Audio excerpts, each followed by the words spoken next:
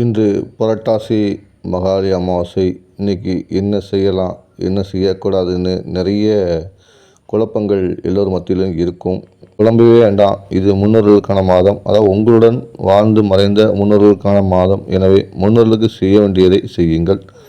செய்ய முடியாதவர்கள் வீட்டில் அவர்கள் புகைப்படம் வைத்து மிளகால் அலங்கரித்து சைவ உணவு செய்து படையலிட்டு வணங்குங்கள். இதுவே அவங்கள் ஆசீர்வாதத்தை பெற்று தரும். இந்த மாதத்தில்தான் கடவுள்கள் பித்தர்களை பூமிக்கு அனுப்புவதாக அதிகமாக பார்க்கப்படுது. அதனால் அவங்க வீட்டுக்கு எந்த ரூபத்திலும் முன்னோர்கள் வரலாம். எனவே அவர் இன்முகத்துடன் வரவேற்று எல்லோருக்கும் தானம் தர்மங்களை இந்த நாளில் செய்யுங்கள். பசுக்களுக்கு கீரை கொடுங்கள். மனிதர்களுக்கு வேண்டிய உதவிகளை செய்யுங்கள்.